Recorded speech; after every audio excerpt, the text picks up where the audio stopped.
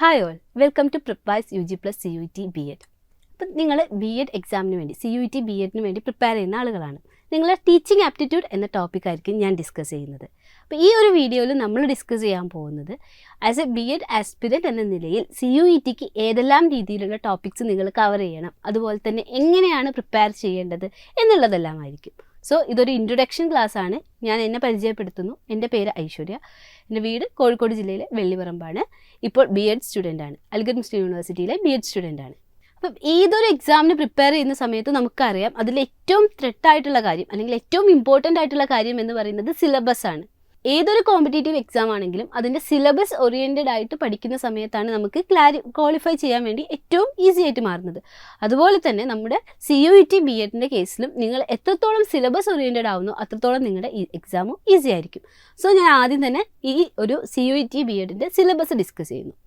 First അല്ലെങ്കിൽ B.Edൻ്റെ തന്നെ നമുക്കറിയാം ഏറ്റവും ഇമ്പോർട്ടൻ്റ് ആയിട്ടുള്ള ഒരു ടോപ്പിക്കാണ് ടീച്ചിങ് ആപ്റ്റിറ്റ്യൂഡ്. നമ്മുടെ ടോട്ടൽ സ്കോറിൻ്റെ ഒരു ലൈൻ പോർഷൻ തന്നെ ഡിവൈഡ് ചെയ്ത് കൊടുത്തിട്ടുള്ള ടോപ്പിക്കാണ് ടീച്ചിങ് ആപ്റ്റിറ്റ്യൂഡ്. അപ്പോൾ first and important topic is teaching aptitude. Then GK related. GK എന്ന് പറയുന്ന സമയത്ത് നമ്മൾ വാസ്റ്റ് ആയിട്ടുള്ള കാര്യങ്ങളല്ല നോക്കേണ്ടത്, പകരം ടീച്ചിങ്ങുമായിട്ട് ബന്ധപ്പെട്ടിട്ടുള്ള അല്ലെങ്കിൽ എഡ്യൂക്കേഷനുമായി ബന്ധപ്പെട്ടിട്ടുള്ള കറണ്ട് അഫെയർസ്, അതുപോലെ തന്നെ ജനറൽ നോളേജ്, ഇത്തരം കാര്യങ്ങൾ ഡിസ്കസ് ചെയ്ത് പഠിക്കുക. അതിൽ ഇമ്പോർട്ടൻ്റ് ആയിട്ടുള്ളതാണ് നമ്മുടെ ന്യൂ എഡ്യൂക്കേഷൻ പോളിസി, അതുപോലെ തന്നെ മുമ്പുണ്ടായിരുന്ന എഡ്യൂക്കേഷൻ പോളിസീസ്, പുതിയ പോളിസികൾ, ഇങ്ങനെയുള്ള കാര്യങ്ങളെല്ലാം തന്നെ നമ്മൾ പഠിക്കണം. അതിനുശേഷം നെക്സ്റ്റ് ആണ് മാത്തമാറ്റിക്സ്. മാത്തമാറ്റിക്സ് നമുക്കറിയാം ജനറൽ നോളജിനോടൊപ്പം തന്നെ അല്ലെങ്കിൽ ടീച്ചിങ് ആപ്റ്റിറ്റ്യൂഡിനോടൊപ്പം തന്നെ എന്ത് ചോദിക്കുന്നുണ്ട്, മാത്തമാറ്റിക്കൽ ആപ്റ്റിറ്റ്യൂഡ് കൂടി ചോദിക്കാറുണ്ട്. പിന്നെ ഓരോരുത്തരുടെയും സബ്ജക്റ്റിനനുസരിച്ച് ഡിഫറെൻ്റ് ആയിരിക്കും ക്വസ്റ്റ്യൻസ് ഉണ്ടാവുക. സോഷ്യൽ സയൻസ് ഉണ്ടാവും, സയൻസ് ആൻഡ് എൻവയോൺമെൻറ്റ് ഉണ്ടാവും, അതുപോലെ തന്നെ ആർട്സ്, മ്യൂസിക്. പിന്നെ നമ്മുടെ സബ്ജക്റ്റ് ഏതാണോ അതിനനുസരിച്ച് അവിടെ ഡിഫറൻസ് വരും. പക്ഷേ ഇതിലെല്ലാവർക്കും കോമൺ ആയിട്ടുള്ള ടോപ്പിക്സിൽ വരുന്നതാണ് ടീച്ചിങ് ആപ്റ്റിറ്റ്യൂഡ്, GK, മാത്തമാറ്റിക്സ് എന്നീ ടോപ്പിക്കുകൾ. അപ്പോൾ ഈ ഒരു ഭാഗങ്ങളിൽ നിന്ന് നിങ്ങൾ മുമ്പ് വന്നിട്ടുള്ള ക്വസ്റ്റ്യൻസ് പഠിക്കണം. അതുപോലെ തന്നെ ഈ സിലബസിൽ നിന്ന് എന്തൊക്കെ കാര്യങ്ങൾ വരും എന്നുള്ളത് കൃത്യമായിട്ട് പഠിക്കണം. പിന്നെ ഞാൻ നിങ്ങൾക്ക് ഇവിടെ ഡിസ്കസ് ചെയ്ത് തരുന്ന ടോപ്പിക് എന്ന് പറയുന്നത് ടീച്ചിങ് ആപ്റ്റിറ്റ്യൂഡാണ്. അപ്പോൾ നമുക്കറിയാം B.Edനെ സംബന്ധിച്ചിടത്തോളം ബാച്ചിലർ ഓഫ് എഡ്യൂക്കേഷൻ ആണ്. അവിടെ നമ്മൾ ടീച്ചിങ് പ്രൊഫഷൻ തിരഞ്ഞെടുത്ത് വരുന്ന ആളുകളാണ്. സോ ഇതിൻ്റെ എൻട്രൻസ് എക്സാമിനേഷൻ അല്ലെങ്കിൽ ഇതിൻ്റെ ഒരു ക്വാളിഫയിങ് എക്സാമിനേഷനിൽ ടീച്ചിങ് ആപ്റ്റിറ്റ്യൂഡ് എന്ന ടോപ്പിക്കിൻ്റെ പ്രാധാന്യം കൂടുതൽ തന്നെയാണ്. ഏറ്റവും കൂടുതൽ ഇമ്പോർട്ടൻ്റ് ആയിട്ടുള്ള ടോപ്പിക്ക് ടീച്ചിങ് ആപ്റ്റിറ്റ്യൂഡ് തന്നെയാണ്. മറ്റ് ടോപ്പിക്സിന് ഇമ്പോർട്ടൻസ് ഇല്ല എന്നല്ല, എന്നാലും ഏറ്റവും കൂടുതൽ മാർക്സ് ഡിവൈഡ് ചെയ്ത് കൊടുത്തിട്ടുള്ളത് ഈ ഒരു ടോപ്പിക്കിനാണ്. ടീച്ചിങ് ആപ്റ്റിറ്റ്യൂഡിൽ എന്തൊക്കെ ടോപ്പിക്സ് പഠിക്കണം എന്നുള്ളതാണ് നമ്മൾ ഈ വീഡിയോയിൽ ഡീറ്റെയിൽ ആയിട്ട് ഡിസ്കസ് ചെയ്യാൻ പോകുന്നത്. ഓക്കെ, ടീച്ചിങ് ആപ്റ്റിറ്റ്യൂഡ് എന്ന ടോപ്പിക്കിനെ നമ്മൾ 11 സബ് ടോപ്പിക്കുകളായിട്ട് ഡിവൈഡ് ചെയ്തിട്ടുണ്ട്. ഓരോ ടോപ്പിക്കിനെയും അതിനെ പല സബ് ടോപ്പിക്കുകളായിട്ട് ഡിവൈഡ് ചെയ്തിട്ടുണ്ടാവും. അതുപോലെ ടീച്ചിങ് ആപ്റ്റിറ്റ്യൂഡിനെ നമ്മൾ 11 സബ് ടോപ്പിക്കുകളാക്കി മാറ്റിയിട്ടുണ്ട്. ഇതിൽ ആദ്യത്തെ ടോപ്പിക്കാണ് teaching as A profession. Then second one is methods of teaching, learning, child development, inclusive education, education of the gifted children, assessment and evaluation, intelligence, curriculum, teaching aids and classroom management. ഇങ്ങനെ 11 sub ടോപ്പിക്കുകളായിട്ടാണ് നമ്മൾ total teaching ആപ്റ്റിറ്റ്യൂഡിനെ divide ചെയ്തിട്ടുള്ളത്. ഇതിൻ്റെ importance എന്ന് പറയുന്നത് ഈ ഒരു 11 ഏരിയകളിൽ നിന്നായിരിക്കും ക്വസ്റ്റ്യൻസ് ചോദിക്കുക. അപ്പോൾ ഇന്നത്തെ ഒരു വീഡിയോയിൽ നമ്മൾ ഇതിൻ്റെ പ്രാധാന്യം എന്താണെന്ന് വളരെ ഷോർട്ടായിട്ട് ഡിസ്കസ് ചെയ്യും. ഓക്കെ, നമ്മുടെ ഫസ്റ്റ് ടോപ്പിക്കാണ് ടീച്ചിങ് ആസ് എ പ്രൊഫഷൻ. ഈ ഒരു ടോപ്പിക്കിൽ നമ്മൾ ഡിസ്കസ് ചെയ്യുക എന്താണ് ടീച്ചിങ് എന്നൊരു ടോപ്പിക്കിൻ്റെ പ്രാധാന്യം, അതുപോലെ തന്നെ ടീച്ചിങ്ങിൻ്റെ ലെവൽസ് ഏതൊക്കെയാണ്. നമ്മുടെ ടീച്ചിങ്ങിന് പല ലെവൽസ് ഉണ്ട്. അപ്പോൾ നിങ്ങൾ അതൊക്കെ ഡീറ്റെയിൽ ആയിട്ട് ഇതിനെക്കുറിച്ച് പഠിക്കുന്ന സമയത്ത് മനസ്സിലാക്കും. ബേസിക് ആയിട്ടൊരു അണ്ടർസ്റ്റാൻഡിങ്, മെമ്മറി ലെവൽ, അതിനുശേഷം ഒരു അണ്ടർസ്റ്റാൻഡിങ് ലെവൽ, അതിനുശേഷം ഒരു റിഫ്ലക്റ്റീവ് ലെവൽ, ഇങ്ങനെ വ്യത്യസ്ത ലെവൽസ് ഉണ്ട്. അങ്ങനെ കുറച്ചുകൂടി ഡെപ്ത് ആയിട്ട് ടീച്ചിങ് എങ്ങനെ ഒരു പ്രൊഫഷനായിട്ട് മാറുന്നു എന്നീ കാര്യങ്ങളായിരിക്കും ടീച്ചിങ് ആസ് എ പ്രൊഫഷൻ എന്ന ടോപ്പിക്കിൽ പഠിക്കുക. ദെൻ സെക്കൻഡ് ടോപ്പിക് ആണെങ്കിൽ methods of teaching. Methods of ടീച്ചിങ്ങിൽ നമുക്കറിയാം പല തരത്തിലുള്ള മെത്തേഡ്സ് ഉണ്ട്. ഇപ്പോൾ ലെക്ചർ മെത്തേഡ് ഉണ്ട്, ഇൻറ്ററാക്റ്റീവ് മെത്തേഡ് ഉണ്ട്, ബ്ലെൻഡഡ് ടീച്ചിങ് ഉണ്ട്, അതുപോലെ പല ഡിഫറെൻറ്റ് ടൈപ്സ് ഓഫ് ടീച്ചിങ് നമുക്കുണ്ട്. ഇപ്പം നിങ്ങളെന്ന് പറയുന്നത് എന്താണ്, +2 കഴിഞ്ഞ് വരുന്നവരായിരിക്കും അല്ലെങ്കിൽ ഡിഗ്രി കഴിഞ്ഞ് വരുന്നവരായിരിക്കും. അപ്പം നിങ്ങൾക്ക് ടീച്ചിങ്ങിൻ്റെ മെത്തേഡ്സിനെ കുറിച്ച് അല്ലെങ്കിൽ അതിൻ്റെ ഒരു പ്രൊഫഷണൽ ആസ്പെക്റ്റുകളിൽ ചിന്തിക്കുന്നതിനുള്ള ബുദ്ധിമുട്ടുണ്ടാവും. അപ്പോൾ നമ്മൾ കുറച്ചും കൂടി സിലബസ് ഓറിയൻറ്റഡ് ആയിട്ട് ഏതൊക്കെയാണ് ആ ഡിഫറെൻറ്റ് മെത്തേഡ്സ്, നമ്മുടെ ട്രഡീഷണൽ മെത്തേഡ് ഏതൊക്കെയാണ്, മോഡേൺ മെത്തേഡ്സ് ഏതൊക്കെയാണ്, ഇതിനെ കോമ്പിനേഷൻ എന്ത് പറയും, അതുപോലെ തന്നെ പല മെത്തേഡ്സിലും ഉപയോഗിക്കുന്ന കാര്യങ്ങൾ എന്തൊക്കെയാണ്, ഇതൊക്കെ ഡിസ്കസ് ചെയ്യുന്ന ഒരു ടോപ്പിക്കാണ് മെത്തേഡ്സ് ഓഫ് ടീച്ചിങ്. അതിൽ തന്നെ പല മെത്തേഡ്സ് നമുക്ക് ഡിസ്കസ് ചെയ്യാനായിട്ട് വരുന്നുണ്ട്. ദെൻ തേർഡ് ടോപ്പിക്കാണ് ലേണിംഗ് എന്ന് പറയുന്നത് ക്യാരക്ടറിസ്റ്റിക്സ് ഓഫ് ലേണിംഗ്, അതുപോലെ തന്നെ എങ്ങനെയാണ് ലേണിംഗ് എന്ന് പറയുന്നത്, മോഡിഫിക്കേഷൻ ഓഫ് ബിഹേവിയറിനെയാണ് നമ്മൾ പൊതുവേ ലേണിംഗ് എന്ന് വിളിക്കുന്നത്. അതായത് നമ്മുടെ പ്യൂപ്പിളിൽ അല്ലെങ്കിൽ സ്റ്റുഡൻറ്റിൽ ഉണ്ടാകുന്ന ഒരു മോഡിഫിക്കേഷനാണ്, അവർക്കൊരു മോഡിഫിക്കേഷൻ സംഭവിക്കുന്നതിനെ നമ്മൾക്ക് ലേണിംഗ് എന്ന് വിളിക്കാം. അത് എങ്ങനെ സംഭവിക്കുന്നു, അതുപോലെ കുറച്ച് ലേണിംഗ് തിയറീസ്, ഇങ്ങനെ കുറച്ച് കാര്യങ്ങളായിരിക്കും ലേണിംഗ് എന്ന ഭാഗത്ത് നിന്ന് ഡിസ്കസ് ചെയ്യാനുണ്ടാവുക. ഫോർത്ത് ടോപ്പിക്കാണ് ചൈൽഡ് ഡെവലപ്മെൻറ്റ്. ഒരുപാട് ക്വസ്റ്റ്യൻസ് വരുന്ന ഒരു ടോപ്പിക്കാണ്. അതിൽ തന്നെ നമുക്ക് ഡിസ്കസ് ചെയ്യുന്ന സമയത്ത് ഫസ്റ്റ് സ്റ്റേജ് ആയിരിക്കും ഇൻഫാൻസി, അതുപോലെ അതിനുശേഷം ഏർലി ചൈൽഡ്ഹുഡ്, അതുപോലെ ചൈൽഡ്ഹുഡ്, അഡൾട്ട്ഹുഡ്, അങ്ങനെ ഡിഫറെൻറ്റ് സ്റ്റേജസ് ഓഫ് ഡെവലപ്മെൻറ്റ് കുട്ടിക്ക് വരുന്നുണ്ടാവും. അപ്പോൾ ഒരു സ്റ്റുഡൻറ്റിനെ വെച്ച് ആ ഒരു സ്റ്റേജസ് ഓഫ് ഡെവലപ്മെൻറ്റ് ഏതൊക്കെയാണ്, അതുപോലെ തന്നെ അവർക്ക് ആ ഓരോ സ്റ്റേജസിലുണ്ടാകുന്ന ഡിഫറൻസസ് എന്തൊക്കെയാണ് എന്നതൊക്കെ ഡിസ്കസ് ചെയ്യുന്ന ഒരു ഏരിയയാണ് ചൈൽഡ് ഡെവലപ്മെൻറ്റ് എന്ന് പറയുന്നത്. ദെൻ ഇൻക്ലൂസീവ് എഡ്യൂക്കേഷൻ എന്ന് പറഞ്ഞിട്ടുണ്ടെങ്കിൽ നമ്മൾ എല്ലാ തരത്തിലുള്ള, അതായത് ഫിസിക്കലി ആണെങ്കിലും അതുപോലെ തന്നെ മെൻ്റലി റിട്ടാർഡഡ് ആയിട്ടുള്ള ചിൽഡ്രനെ പോലും എക്സ്ക്ലൂഡ് ചെയ്യാതെ, ഒരാളെ പോലും എക്സ്ക്ലൂഡ് ചെയ്യാതെ ഉള്ള ഒരു തരത്തിലുള്ള ടീച്ചിങ്ങിനെയാണ് നമ്മൾ ഇൻക്ലൂസീവ് എഡ്യൂക്കേഷൻ എന്ന് വിളിക്കുന്നത്. അപ്പം ഇൻക്ലൂസീവ് എഡ്യൂക്കേഷൻ്റെ പ്രാധാന്യം എന്താണ്, അതുപോലെ തന്നെ അതെങ്ങനെയൊക്കെയാണ് നമ്മൾ ഇൻക്ലൂസീവ് എഡ്യൂക്കേഷൻ കൊണ്ടുവരുന്നത് എന്നിവയുമായി ബന്ധപ്പെട്ടൊരു ടോപ്പിക്കാണ് ഫിഫ്ത്ത് ടോപ്പിക്ക്. ദെൻ സിക്സ്ത് ടോപ്പിക്കാണ് education of the gifted children. ഇപ്പോൾ എന്താണ് ഗിഫ്റ്റഡ് ചിൽഡ്രൻ അത് നമ്മൾ മനസ്സിലാക്കിയിരിക്കണം. അതുപോലെ തന്നെ എങ്ങനെയാണ് അവർ ഐഡൻറ്റിഫൈ ചെയ്യുക, ഇതുപോലെ തന്നെ അവരുടെ എഡ്യൂക്കേഷനിലുള്ള ഡിഫിക്കൽട്ടീസ് എന്തൊക്കെയാണ്, വിഷ്വലി ഇമ്പയർഡ് ആയിട്ടുള്ള ചിൽഡ്രൻ ആരാണ്, അല്ലെങ്കിൽ ഫിസിക്കലി ഇമ്പയർഡ് ആയിട്ടുള്ള അവരുടെ ഡിഫറൻസ് എന്താണ് എന്നിവയൊക്കെ ഡിസ്കസ് ചെയ്യുന്ന ഒരു ടോപ്പിക്കാണ് education of the gifted children.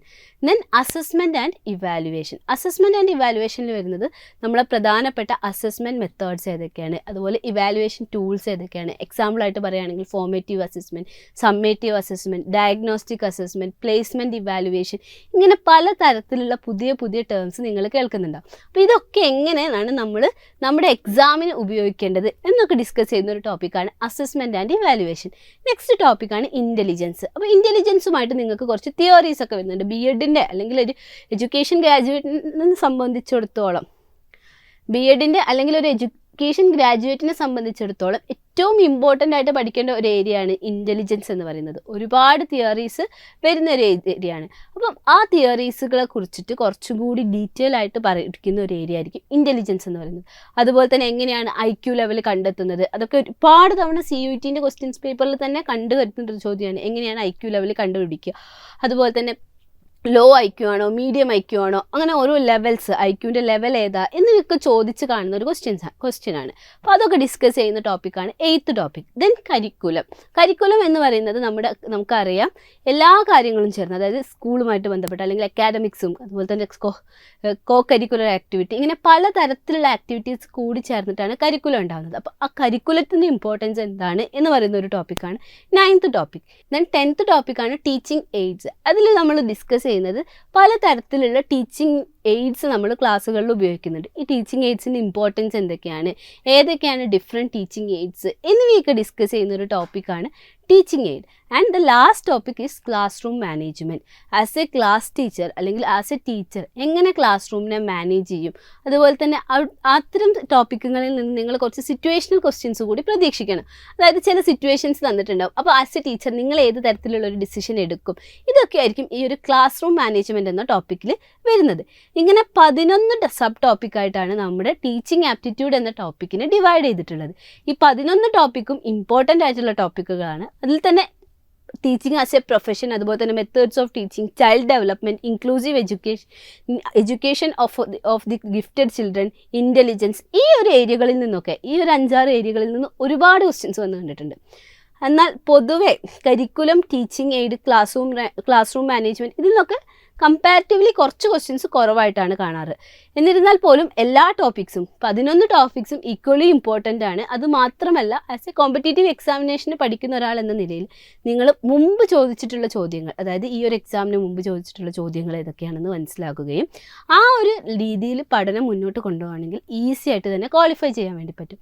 അപ്പം ഒരു ഇൻട്രൊഡക്ഷൻ എന്ന ക്ലാസ് എന്ന നിലയിൽ എനിക്ക് പറയാനുള്ളത്, നമ്മളിവിടെ ഡിസ്കസ് ചെയ്യുന്നത് ടീച്ചിങ് ആപ്റ്റിറ്റ്യൂഡ് ആയിരിക്കും. ടീച്ചിങ് ആപ്റ്റിറ്റ്യൂഡ് എന്ന ടോപ്പിക്കിനെ 11 സബ് ടോപ്പിക്കുകളായിട്ട് ഡിവൈഡ് ചെയ്തിട്ടുണ്ട്. 11 സബ് ടോപ്പിക്കുകൾ എന്ന് പറയുന്നത് 11 ചാപ്റ്റേഴ്സ് ആയിട്ട്, നമ്മുടെ ഒരു സബ്ജക്റ്റിനെ 11 ചാപ്റ്റേഴ്സ് ആയിട്ട് ഡിവൈഡ് ചെയ്തിട്ടുണ്ട്. ഈ 11 ചാപ്റ്റേഴ്സിൽ നിന്നും ഡിഫറെൻറ്റ് തരത്തിലുള്ള ചോദ്യങ്ങളാണ് സാധാരണ വന്ന് കാണാറുള്ളത്. അപ്പം ഓരോ ചാപ്റ്ററിൻ്റെയും ഇമ്പോർട്ടൻസ് മനസ്സിലാക്കുക, ഓരോ ചാപ്റ്ററിലും എന്തൊക്കെ കാര്യങ്ങളാണ് പഠിക്കാനുള്ളതെന്ന് മനസ്സിലാക്കുക. അതിനനുസരിച്ച് നമ്മൾ മുന്നോട്ട് പോവുകയാണ് വരുന്ന ക്ലാസ്സുകളിൽ ചെയ്യുക. അതോടൊപ്പം തന്നെ പറയാനുള്ള മറ്റൊരു കാര്യം, ടീച്ചിങ് ആപ്റ്റിറ്റ്യൂഡ് എന്ന ഒരു ടോപ്പിക്കിനോടൊപ്പം തന്നെ നിങ്ങൾ എന്ത് ചെയ്യണം, അതോടൊപ്പം തന്നെ വരുന്ന എക്സാമിന് വരുന്ന മറ്റു ഭാഗങ്ങളാണ് മാത്തമാറ്റിക്സ് ആണെങ്കിലും ജനറൽ നോളേജ് ആണെങ്കിലും ഈ ടോപ്പിക്കുകൾ കൂടി ഒരുമിച്ച് കൊണ്ടുപോകാൻ വേണ്ടി ശ്രമിക്കുക. അപ്പോൾ മാത്രമായിരിക്കും നല്ലൊരു സ്കോർ നേടാൻ വേണ്ടി സാധിക്കുക. B.Ed CUET B.Ed എൻട്രൻസ് എക്സാമിനേഷൻ്റെ ഏറ്റവും വലിയ പ്രത്യേകത B.Edനായതുകൊണ്ട് തന്നെ നിങ്ങൾ എഡ്യൂക്കേഷൻ എന്നൊരു സബ്ജക്റ്റ് ചൂസ് ചെയ്യുന്നത് കൊണ്ട് തന്നെ ഏറ്റവും കൂടുതൽ ക്വസ്റ്റ്യൻസ് വരുന്ന ഒരു ഏരിയയാണ് ടീച്ചിങ് ആപ്റ്റിറ്റ്യൂഡ്. അപ്പോൾ ഏറ്റവും കൂടുതൽ ക്വസ്റ്റ്യൻസ് വരുന്ന ഏരിയനെ നന്നായിട്ട് തന്നെ മനസ്സിലാക്കുക, നന്നായിട്ട് വായിക്കുക. ഓരോ ഏരിയയും മൊത്തം തിയറി ഏരിയസ് ആയിരിക്കും വരിക.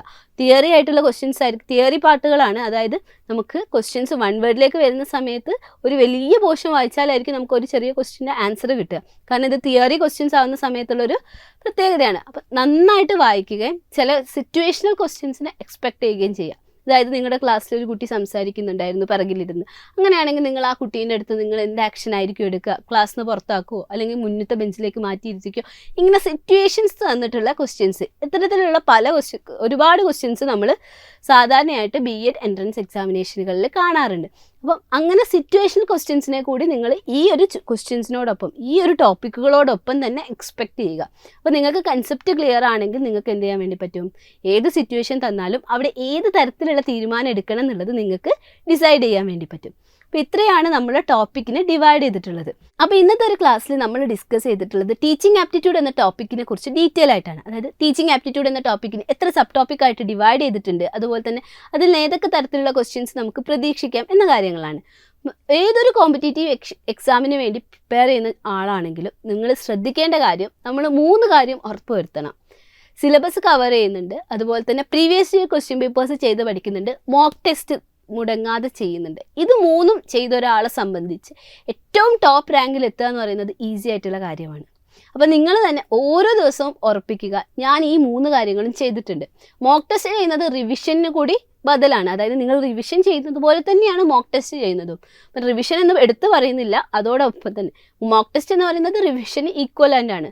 So mock test, previous year question paper, syllabus, ഇത് 3 കവർ ചെയ്ത ഒരാളെ സംബന്ധിച്ച് എക്സാം വളരെ ഈസി ആയിരിക്കും. അപ്പോൾ നമ്മൾ ഇനി വരുന്ന ക്ലാസ്സുകളിൽ ഓരോ ടോപ്പിക്കുകളും ഡീറ്റെയിൽ ആയിട്ട് ഡിസ്കസ് ചെയ്യുന്നതായിരിക്കും.